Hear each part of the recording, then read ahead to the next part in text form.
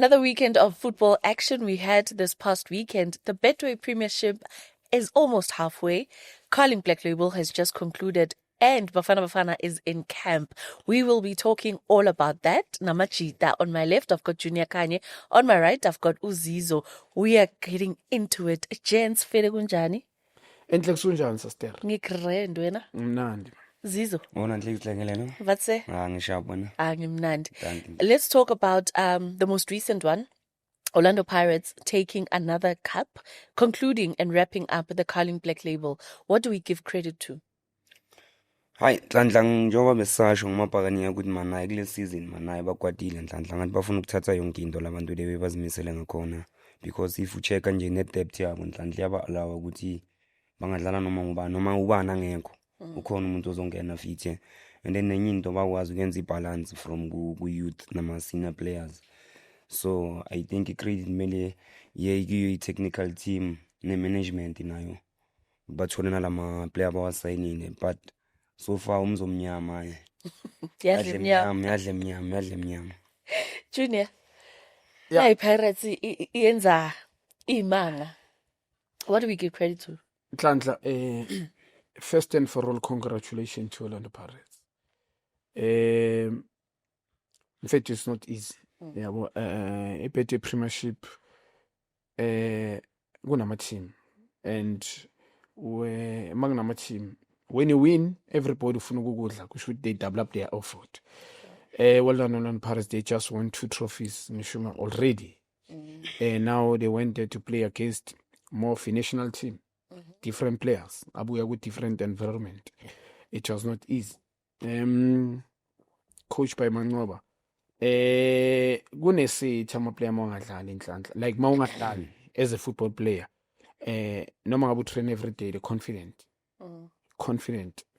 yabo very important, and mawangadlali vele confident into esukube i-problem, but ngibona ama-players Orlando Pirates showing character, look ready. There's individual players engashayela izandla nginika i-compliment yonke team, but ukhumbule bebafila ziphi icathulo. Kunama-players that they were not there, sikhuluma ngabo Mbekezeli Mbokazi, and yeah, it was very, very, very difficult in Nhlanhla. Siphumbule bona evident he's been doing well for Orlando Pirates.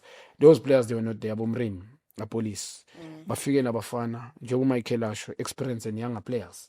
They went there, they score goals 2.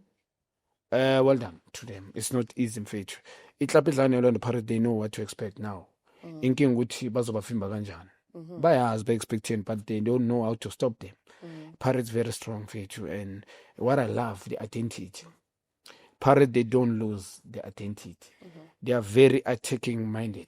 You hardly hear, you see Orlando Pirates approaching game defensively, waiting for you who choose a give after they want to respond. No, a different Orlando Pirates compared to last season. Abo Rivero, yes, as much as the same complimenter, but the weighted team, kune strategy because ngaso bamba ma team ngama count and stuff. Now Pirates, they play open game. They play Sundowns, yes, obvious. Kuba ne plan, but they're not scared of anyone. Identity. I love Orlando Pirates how they play now. Ama results ngiyabona, let alone ama results, but I love how they play. They dominate you in all angles, and they punish you as well. I compliment Orlando Pirates. Yeah, no, absolutely. We've got nothing to take away from them. Yeah, Nhlanhla. Singabe siqamba manga sobe sayimosha. Yeah, in fact, mabayo khoneni ngihlale ngisho ngithi bayideserve especially this season. Yeah. So you still okay. It's isongena kuyo. Michael, Pirates is sitting on top of the log, and then bottom of the log is Chippa United. Let's actually start from the bottom, because now, much as it's interesting on top, it's also interesting at the bottom as well. Makesi FC sitting just before Chippa United, and where do we see Chippa United and Makesi FC doing for the rest of the season? Because they've hardly shown up this season at all. Where could the problem be with Chippa United? Mina Nhlanhla into engikhuluma manje ngeChippa man, iChippa man mongayichecka man the way man bayirana ngakhona manhlanhla ungabona nama-coaches so far mhlambe kule season babe na 4 coaches or ngakhi cabanga season ayakapheli mhlambe babe na 3 or 4 coaches so I think nabo lento yabo chopping and changing nayo yinto ezobacosta ukuthi baye ku-relegation because akusukuthi umuntu uzofika achintshe i-team angisho ucoach amayara umuphi isikhathi but lapha ngibona ngathi awuna sikhathi lapho uyatshelwa ukuthi waluza amagame azoyahamba so uzosebenza kanjani ufika kune-pressure njalo understand so I think banile umuntu ozokwazi ukuthi achintshe leya team abuyise confident emaplayini. And then Imakesi FC last season they gave us hope, and I mean they survived, but they also won the Culling Black Label last season. This season they are sitting just before Ichipa United, which does not really give us so much hope. Uti they'll be able to finish the season well. What could have gone wrong, Makesi? Nhlanhla lama directors adlala indima enkulu ku football. If you come to football you want to be seen. Izovela mfethu yabo. Yes, they are running a business, it's their own money, but why are they going to the game? Bangena kanjani kule game business kule business football. I love what Petrus Motsepe is doing, and also Orlando Pirates currently investing there in football and sit back, give people who've got knowledge. Sometimes they've been doing lately, obvious wrong people. Yes, they gave people a platform with running Kulmang Flaming, but the wrong person. So Pirates gonna bomxolisi lapha, and also there's what today bamnikile. Which with the technical team amxolisi alazi ball behind the scene. Not known much, but alazi ball. Wona nge-scouting which kuthi kunabantu behind. And also nabo Mpumi nabo ukuthi balawuleke. Mpumi Khosa nabo Nkosana. Thanks for that. Siyabonga ukuthi bangabi not arrogant ukuthi we are big team, and Pirates a big team from a long way ago. Sundowns big team because they dominated South African football for the past 10, 12 years. So, lama boss ngikhuluma ngayo Magesi, chairman. You see when you change coaches time to time, but the assistant coach uJK Autia Mulitwaba, general manager ngizwile assistant confusing ida. Angazi ukuthi assistant or general manager it's confusing akahambi yena uhleli. You're releasing people. When a question mark nalapho. I understand. Owen was there. For me, Upapi Zotwane, when they won the trophy was there. Papi Polwelas. Papi Polwelas. It was not in the Bagani wise courtesy. There's got also one zima with Simbone with Papi what he can do. But they won the trophy Papada as an assistant coach. If coaches come and go, no matter Polwelas. John Matuka. It's unfortunate ufike emathimini thola ukuthi kunabantu aba control, like people who want to control. Nezasho Michael abamnika isikhathi. Because sabo Matuka abantu bama philosophy na mangibheka i-team yakhe ngibonile ku Celtics no CM how they play exciting. Bone omayema babuya da. Bolitswalo Kabelo Dlamini. Team yabo the balance team experience and young. So team yabo kune reading. So in order for you as a coach to bring ufuna ukudlala nge-style of play sakho, we need a budget from the director and need to be given a time. But now Magesi ngikhuluma nge-director direct yena noma ngamazi in person kunenkinga kumele balungise. I-director need to fix himself yabo. I've got big respect to Mchithi ukuthi angene by status yadura, but you cannot survive a relegation. Ongeke usurvive last year. Mhlambe kube condone bayibiza ngecondone escala. And then coming to Betway Premiership, you still come as same squad. This season it means afundanga. And you sign these SAP players, Motsepe Championship, APC Motsepe players. Agna problem. There is talent there, but kumele kube ne-balance. So i-chairman clearly bengafuni ukhipha imali yakhe yabo. It just brought the coach thinking ukuthi abe ne-hope ukuthi izinto kuzolunga, ucoach uzotshintsha iway. And ikuJona struggle namanje, akanayo support. uJona uyalazi ibhola but akana support. And it's a pity thina bodakhe ama-coach, South African coaches Nhlanhla, we are struggling because I think bas overlook South African coaches. Ngiyazi ukuthi kune-blunder, banama-blunder now, but those are humans. But we overlook international coaches bawona i-priority, like bawa prioritizer, bawanika more support than us abudaki. Mina ngeke ngayibona South I think it local coaches, and it's sad mfethu ngoba uJohn nala suka khona never been given support, and it's sad. So namanje the next thing I won't be surprised ukubona uJohn ahamba. So in my case sense the same thing that we're doing. Ayikho into eshintshile on the management side, and it's sad ayikho into vele ezoshintsha nhlanhla. So do you see them surviving this season? Bazobe banelakhi yabo ayiseba if abaphuma bodlala ama playoffs bophuma kuma playoffs, yeah babona bophuma kuma playoffs similar like iChippa, yeah. Michael, Stellenbosch last season gave us so much to talk about. They were playing good football, they were doing amazingly well, they were reaching finals, but this season they find themselves also on the bottom of the log, just before in my case we've got Stellenbosch. Kwenzenjani? Yeah, and in this nation Stellenbosch monga check Stellenbosch good the past 2-3 years, no? They've been doing well, mara monga bheka nama player babathathele wona. Babathathele ama player amaningi, but the problem good manje coach Steve Park, okay, ukwazile ukubeka sign ama unknown players and make them special, you understand? But manje abona mase bathatha ama equal team. Eshikumele ukuthi na uthole experience icala izobuya futhi izoyenza ibalance team, you understand? So into engiyibone ngabo man ukuthi in terms babathathela ama player, but they are not bringing enough players. Bana lento ukuthi will promote players, but ekugcineni uyazi PSL ifuna ne experience nhlanhla.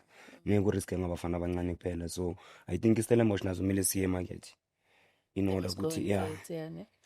Okay, and then let's get into the middle of the log right now before we got on top, because we know very interesting things are happening there on top.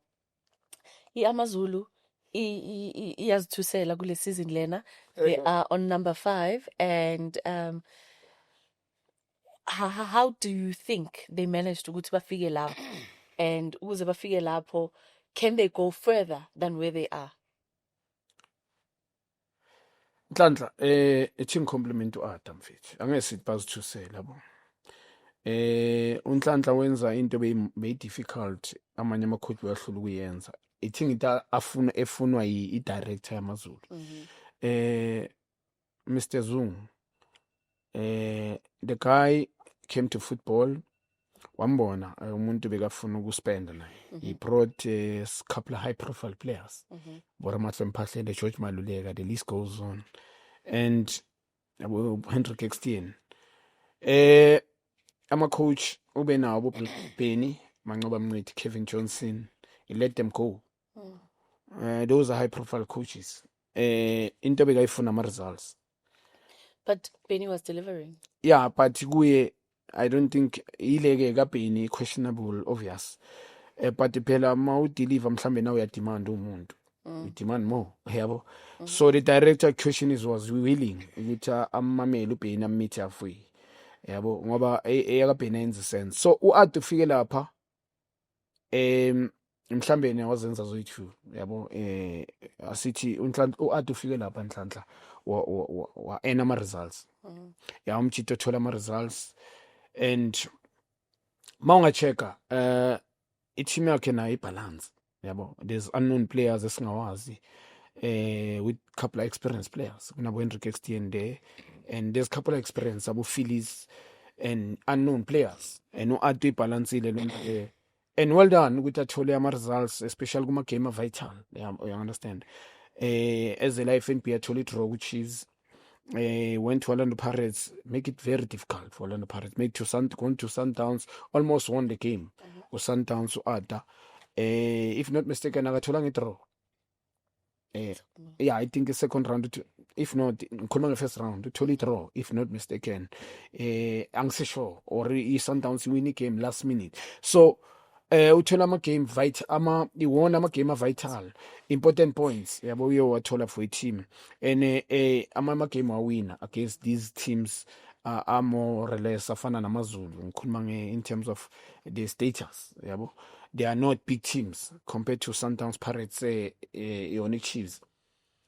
So I think the chairman he was happy ngo-Ada, and mhlawumbe uAda azange demand kule season ngoba umzwile kuma interview yakhe uyasho ukuthi amaZulu asave impilo yakhe. Mase kakhuluma ngoba manje khana khuluma umjida naye ukuthi ayibuya ku crisis yabo, from level buya khona ku Kaizer Chiefs bekunama expectation azange deliver and leyo nto yamlimaza yabo. Now umjito uzitholile naye and second season msho uzambulile azange afuna into eziningi uchairman uthe ngizochubeka ngale squad bakubheka iposition abakuyo. Well done to Ada. It's not easy ukusebenza nabantu abanjengabo uZungu, Mr. Zungu. It's not easy. Uyambona kunama coach already that uJengobeni did very well ukuthola ama results. I think beku top 5 now Beni. Let go. But to Ada na kusahleni na it tells ukuthi uAda kunento ayenza abanye bebangayenzi. Also i-team yakhe njengoba ngithi take out the best out of individual players engibona Henrik Ekstein. Unfortunate ukuthi angabi ku criminal squad for me. Different player yalazi ibhola compare angazi Chiefs wayamambisa cause noma ngisho ukuthi iwazi yabo enye into but okhumbulelo yamfana zanga develop properly but compare ama player abahambisile uChiefs alo yamfana ku number 10 khona into beyangabanika yona Henrik Ekstein. No, honestly beyangabanika enye into. Ngiyabonga ukuthi akhiphe that guy the best out of the boy, and there's certain players there amanye singawazi ukhiphe the best out of them, and well done to Ada for it. Asikuphukeni ke Michael. Sekhukhune United, surprising people every single game they play and every position that they manage to sustain. When the season kicked off, bebahlezi phezulu, bachifta, bagu number 4, but they're still not out of the top 5 as yet. What yini lengaka ebayenzayo ukuthi bahlale kuleyo position? Into esingayisho ngesikhukhune wona Nhlanhla, ma directors wakhona nawo abantu abathanda ukusayina ama quality players, ama player experience, understand?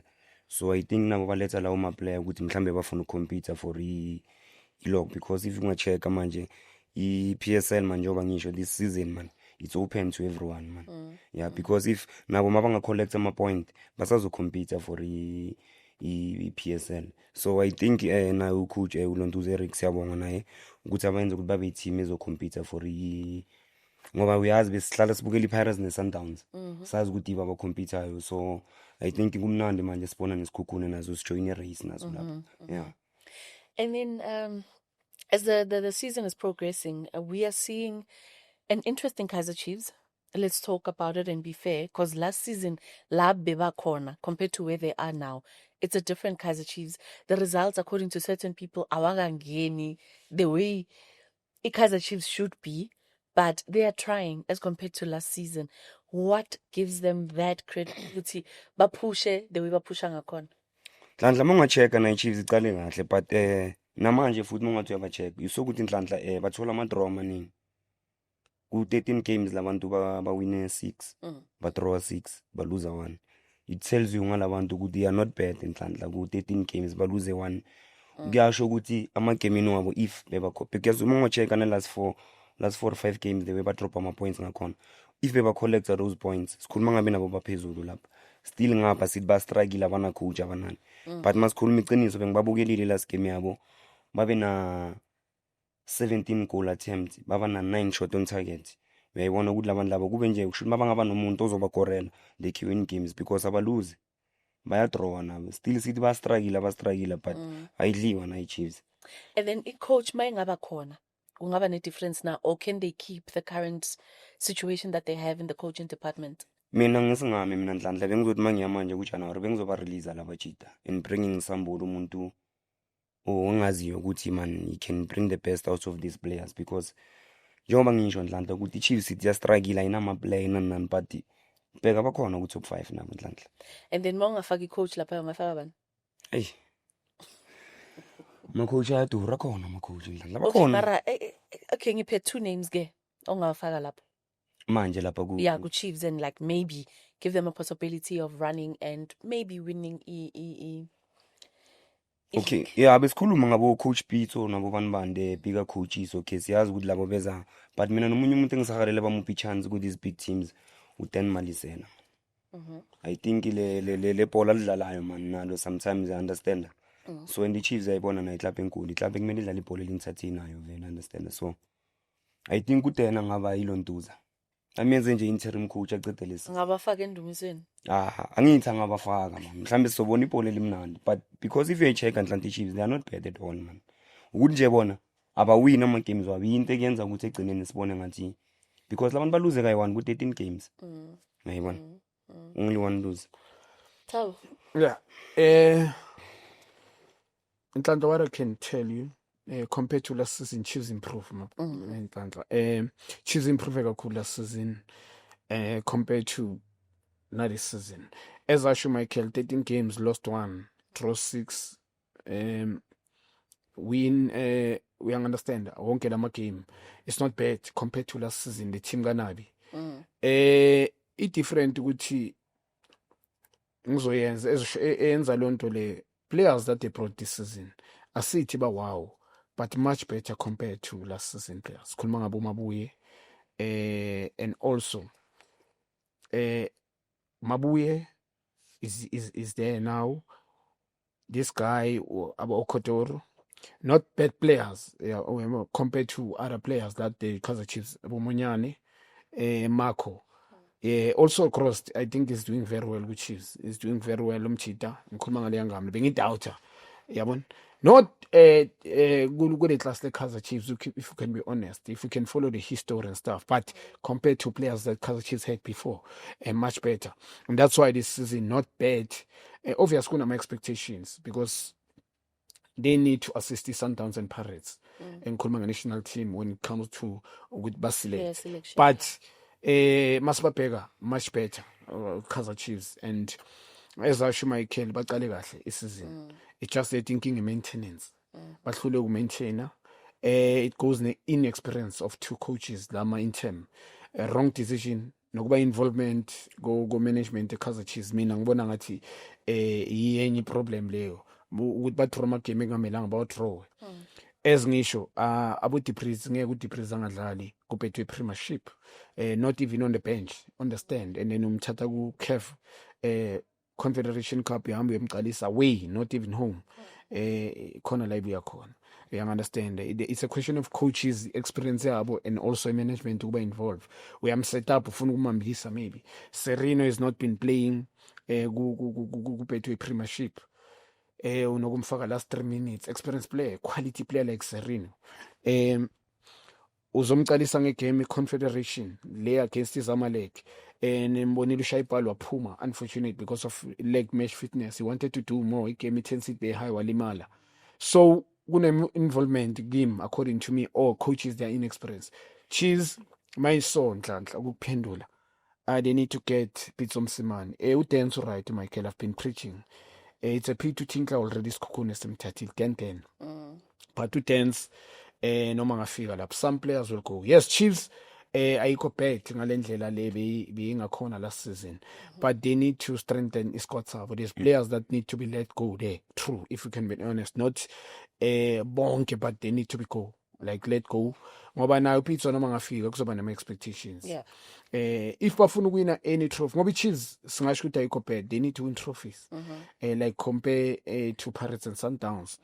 And if our win trophies, they need to compete for Iphetwe Premiership. And Iphetwe Premiership is difficult, ngoba marathon. So in Nhlanhla, they need to bring Pitso Msimane or 10-10s. But no matter figure those coaches, players, some they will go 6-7 players, 8. I said 8. They will let go. Ngoba kuzomela bacompete. Chiefs angeke sithi meli bengcono. Yes, manje true bangcono, but kunama expectations Nhlanhla. Many Chiefs need to win trophies. So we give credit to them winning the Nedbank Cup because they came back mentally stronger and better into the new season. So the only things that you're still complaining about is that certain players mele bahambe so that they make way for better players, and then a super coach must come in and turn things around. Some of the players need to let go, to be let go. True, they can't play for Chiefs, and also the coach need to come there. Yabo mhlambe new coach ngathi squad team mina ngicela esisha. Akhona amanye ama coach angathi ngicela thina sithi angcono Chiefs nama expectation Nhlanhla. Besingathi Chiefs kungcono sibe never. It's a set truth. Iharsh mari never. Yabo ukuthi we can't say Chiefs is better. Omunye umuntu angathi yes we building up, but the question is bake bayenza kanje Chiefs couple of years whereby they look better, and then all of a sudden Atamaka took over, he won a couple of games. You understand that Indian Chiefs declined. Alibela round out. And then kwaba ngathi bacala phansi. So Chiefs gonna my expectations. I spend never. So Ama-player omunye ucoach angafika uPitso athi mina ngicela 12 ihambe, ngicela isquad esisha. I need new players that will come here and win things and compete. Ngoba ne-philosophy ibalulekile njalo ngihlala identity. Amanye ama-coach in fact kunama-coach nhlanhla sure ngicela ungitrust. AboPitso bona boRulani. Kune-rhythm. Kune-identity akafuni team iwine nje njengoba usho manje ukhulume ngeMagesi. Magesi won masingabuza ukuthi bawine kanjani, they can't tell. Angeke win cup and then ule bottom fight relegation this season. Doesn't make sense.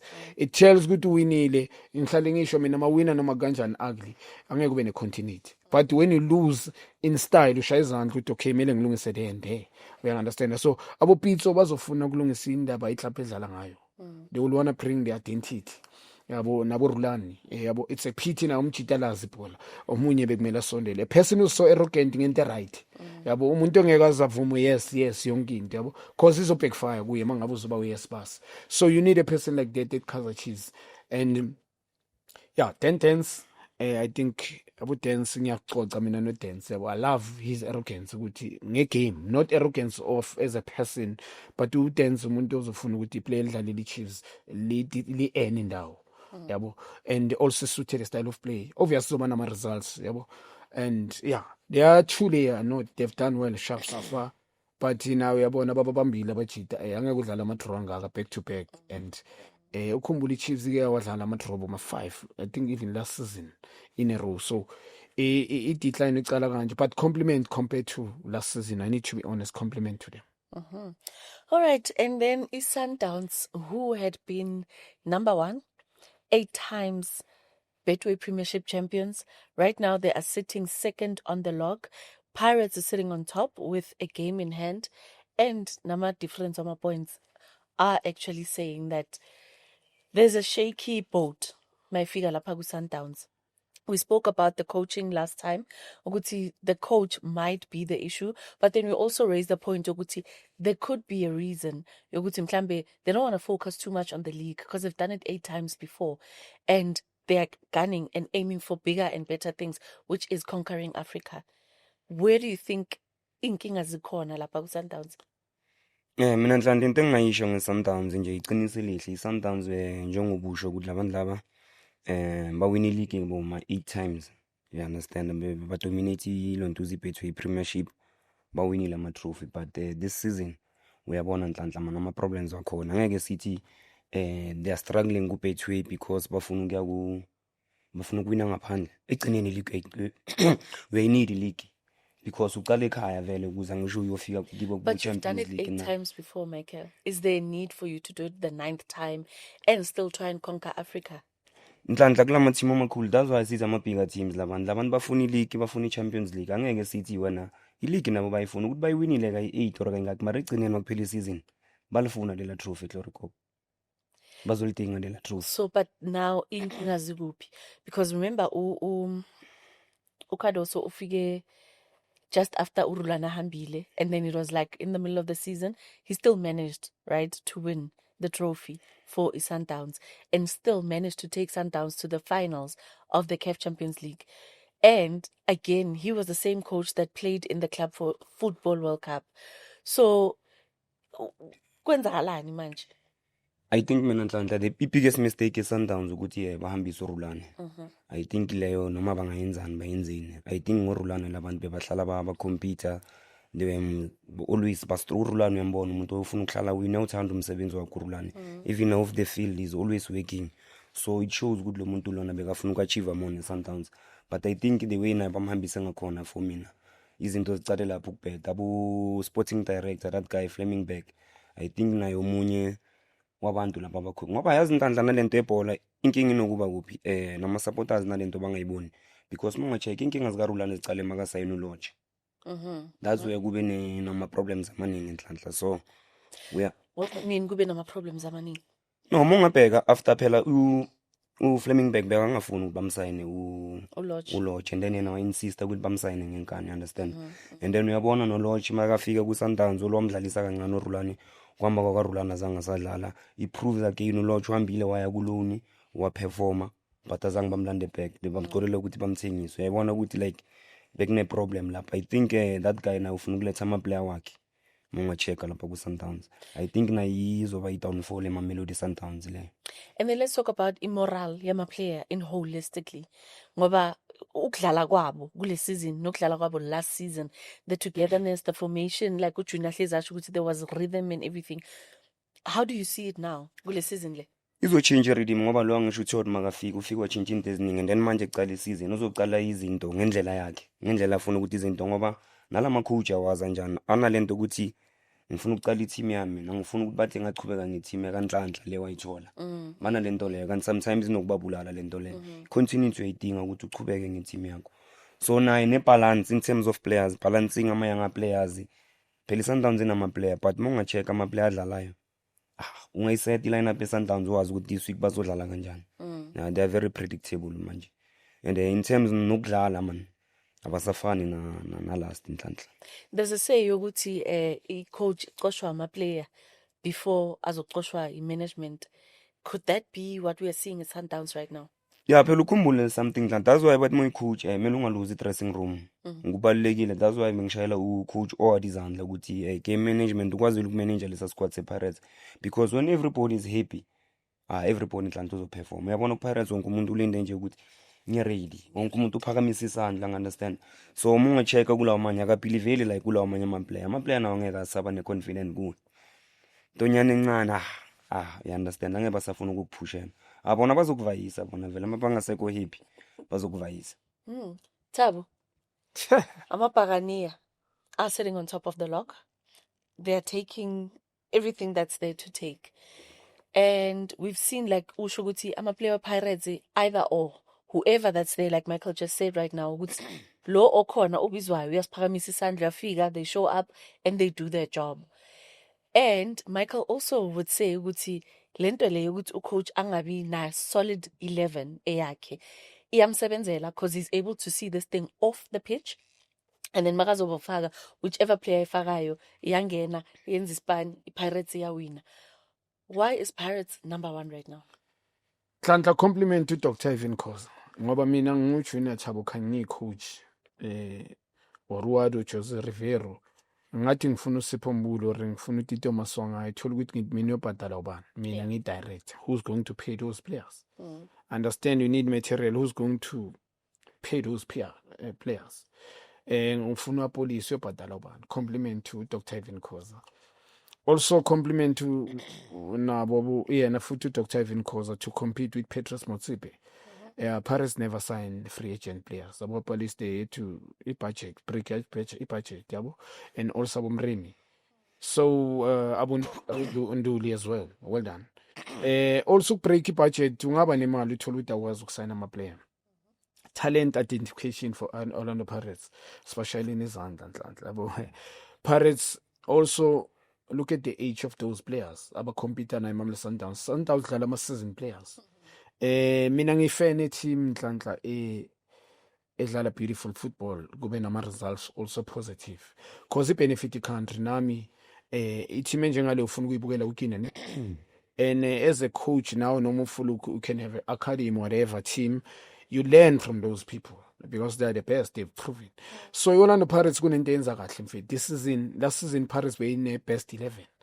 I can say that's why they fail to manage a position. Bake bahlala kule position during this time last year. Number 1. Iyo ngithi Jose Rivera into ezimambisile ezinye noma hamba president ngiyazi ukuthi akambanga ngoba bebamrelease he said yena I want to whatever nama personal whatever, and then he joined Al Ahly.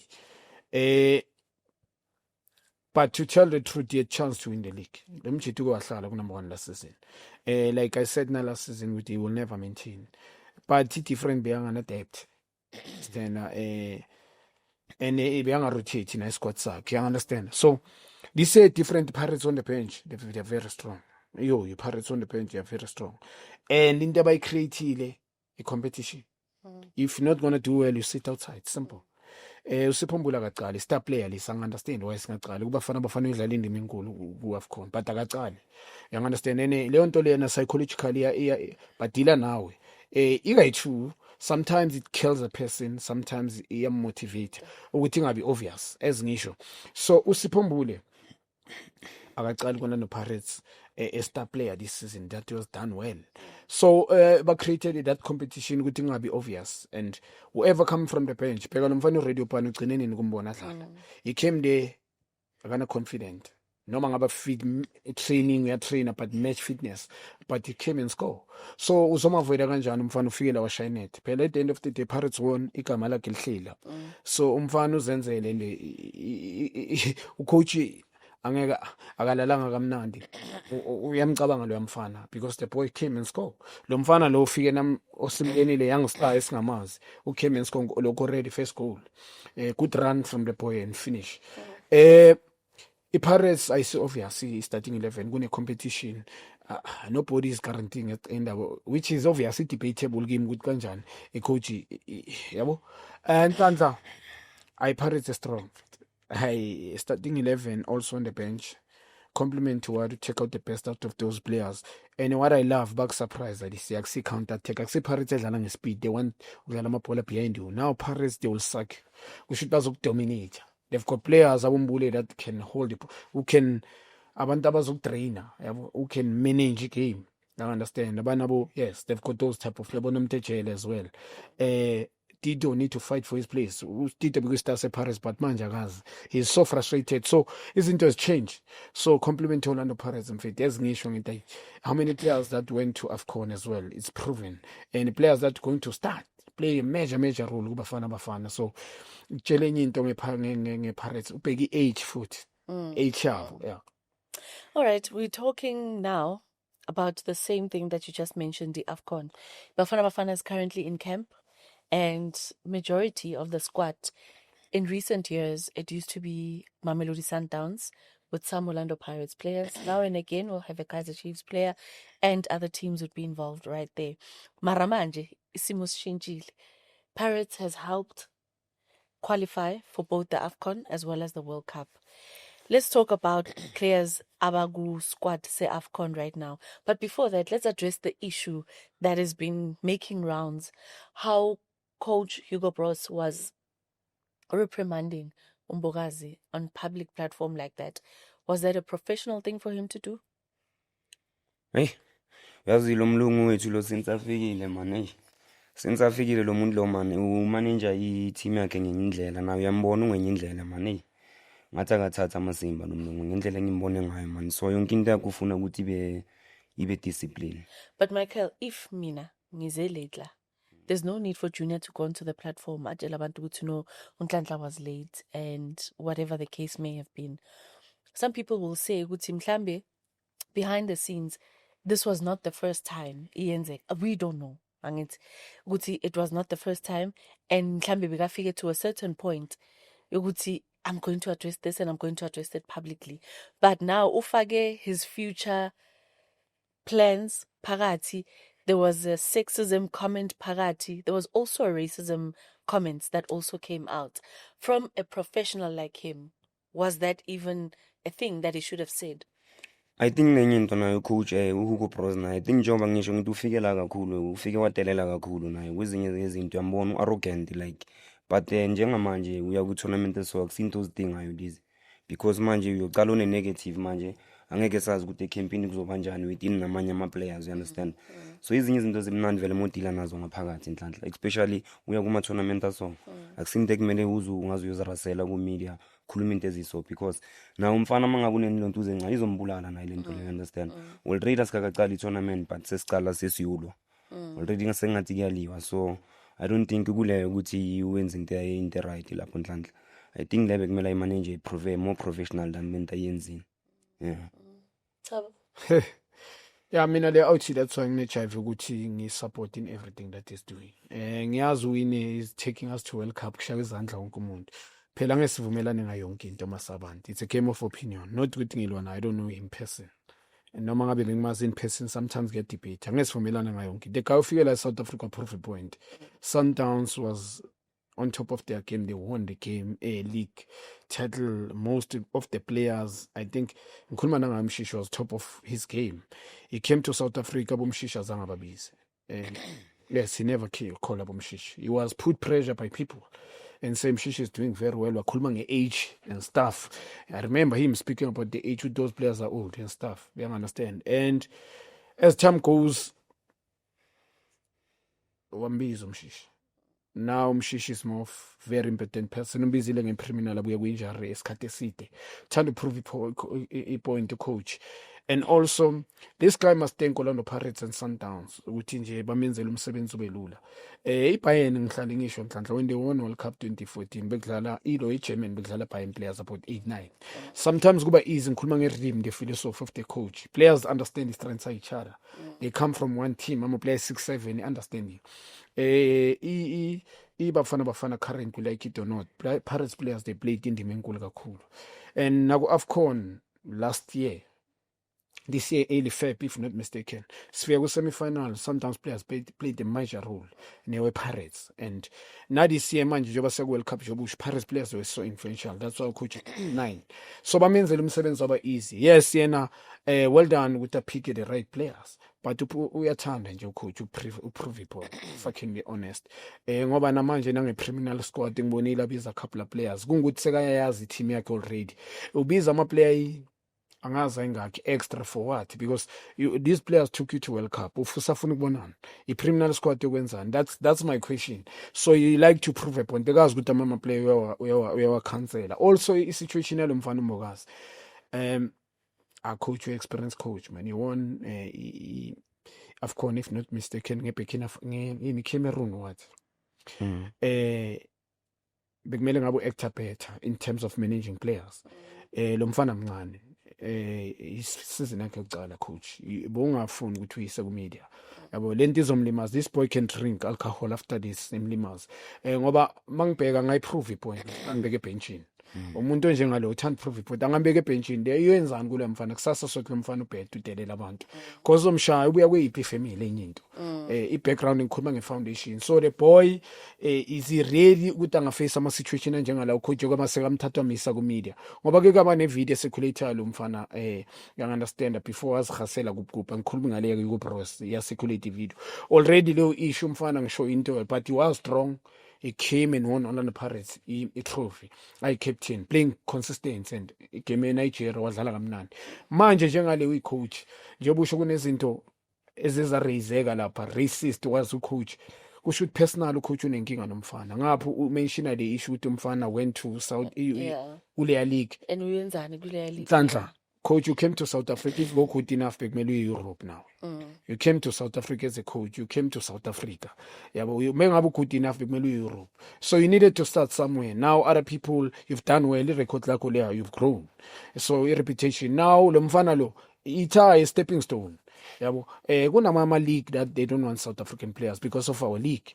Now mfana kuleya league dlala is a league abomesi there. The league has grown. Budget-wise, money, and also uzoyithola chance. One of the team will take the boy. Uripero sukela udlala ku second stream, if not mistaken, in Spain. Kune reason why akayanga to the Spain.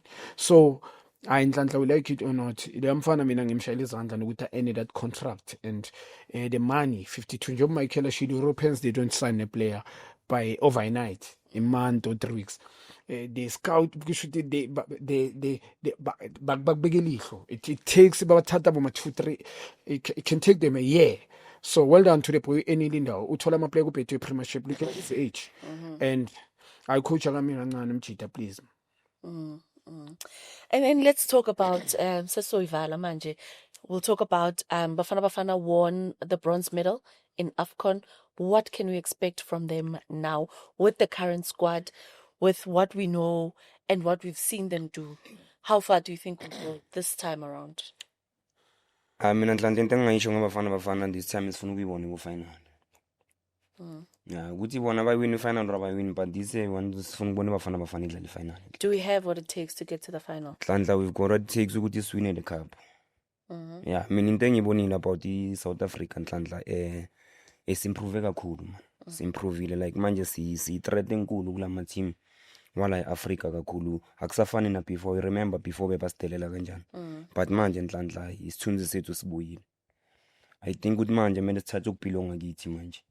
Dominate African football because ne-Sundowns befuna ukudominate ku-Champions League. Nathi I think manje as national team mele sidominate African football because nhlanhla South Africa sinayo yonke into, sine talent, like sina everything nhlanhla. Yeah. You know, it's so sad because every time we talk about the AFCON, we always go back to the class of 1996, where the glory days were. But now we are approaching 2026. That's almost 30 years ago, where the glory days were for Bafana Bafana. If we were to maybe take the spirit from 1996 to Leia Manje, what would that be? Eish. Yabona nhlanhla man. Njengoba usho vele yabona sigcine kudala man nhlanhla man ukujabula manezelo ntuza sigcine kudala naleya bronze medal ukhena khona sijabulele ngoba naku ukufika kuma bronze besingasafiki. You understand? So I think man nhlanhla njengoba ngisho kumele si dominate na African football, it's time and kumele si dominate ngama player wala ekhaya. Sibabonise ukuthi nanti league yethu how strong is our league and our players because mangacheka man nala ma player batsadlala Europe akhona dlala Europe but most ubheka kuma national team wabo nabo bayenze for goal and you check la South Africa bheka dlala ngama player la ekhaya. I think man this year man mele winners mina kahle kahle si win soya ku World Cup sine confident. 1996 Thabo bona ngakhe? I can't remember. You can calculate, yeah. And then who was your favorite player at the time? Or what do you remember about that 1996 squad? It's a bit balance. Yeah, they were hardworking players, also skillful players. And lentama tactics about life. Nimthandela this thing about chat about life. They allow players to express themselves. And about life mfethu team yabo bekunomdokishi. They play umdokishi according to his strengths sakhe yabo umdokishi he's a star player. He's a player who can win you games.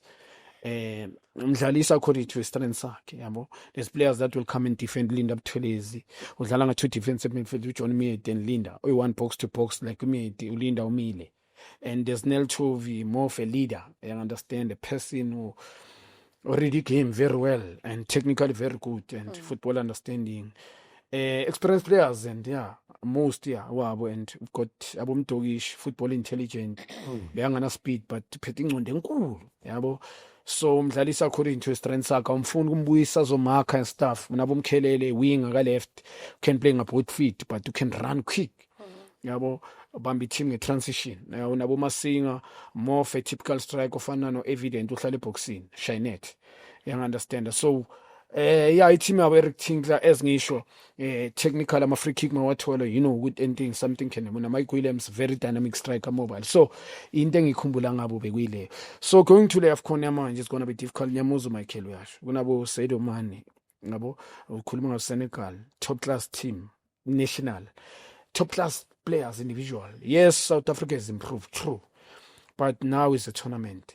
Tina preparation here to be preparing a team more check. If se struggle abo Zimbabwe, yes, but we're struggling. Yabo Tlantla Tina we're preparing a weaker team. But we've done well for ourselves with any World Cup. So njoba ngisho will compliment to Pirates and Sundowns. So exobanzima you kune Morocco da that's they improve a lot in terms of development. Thina talent esinalo but nature the talent ijavileyo mina kithi ngina. So I so struggle I will win. Yeah, mina ngishilo first game kuma group stages sophuma will win top ila 16 epane phansi. Sizofika top 16. 16 sofika. Win last 8 kula so break khona. So play last 8. Opale phansi. Well, until we win. Mina ngithi akufana mina. Last 8 siyawina. Mina ngimamela uMorocco angibaqwaye. Ngalindona lezi manje angibaqwaye nhlanhla. Yabona nje labafana ninje laba mabangaba level headed ba focus nhlanhla. Nhlanhla ngiyakutshela. Sizosha wonke umuntu ngalesa squad nhlanhla. Uyiko proseka ilimazile changing room already. Mara ngaphandle ku ulimazi mara noma ngabe changing room ilimazile already. Team divided. There are players who need mbokazi. Yeah, and true, but also Nhlanhla mfethu we playing against the best. Kunabo Egypt egroupini yethu. Egypt is strong mfethu nayo. Le tournament ayisilula Nhlanhla. Kunabo Mali. Yes, South Africa has improved, but I mind we're going to be tested for real. Yabona it's a sad truth ngihlale South Africa want the best. Mara mele sifocus ku fact. Mina ngizokutshela mfethu ngiyakutshela ngesibuye nayo even ku final non. Last 8 kula simulator khona siyabuya bajita siyabahlangabeza mara abafana they've done well also especially izandla labafana look at their age ukuthi nje ba qualify kamnandi for AFCON and World Cup. Doctor Michael wena uhlezi angithi awuji. Mina ngijiki ngithi abafana laba. Bafana. Baya nami. Yabona Nhlanhla mangabheka nenye way about these other countries ne. Into engibhekile ngawo labantu bebadominate but manje mangachecka abayehlisile na. Yeah. So that's why ngithi na South Africa yizi chance yayo manje na ukuthi dominate African football. Because if ungachecka Nhlanhla man hey. Siphethe ama player. Yeah, umshini nathi suphethe. You know, there's also something yokuthi sometimes you can't be some player with certain either former players or current players just to boost the team morale. Ukuthi bakhumbuzwe ukuthi you guys have got this. If you were to pick anybody, whether former or current player, just to go there and give that moral support, that would actually help motivate these guys to maybe make it through to the final. And basuke kule top 8 le wena uthi sophelela kuyo. Mina bengizomthatha umshishi Nhlanhla, bengizomthatha uDr Khumalo. Bengizomthatha also uHlompho Kekana. Sure. Wena?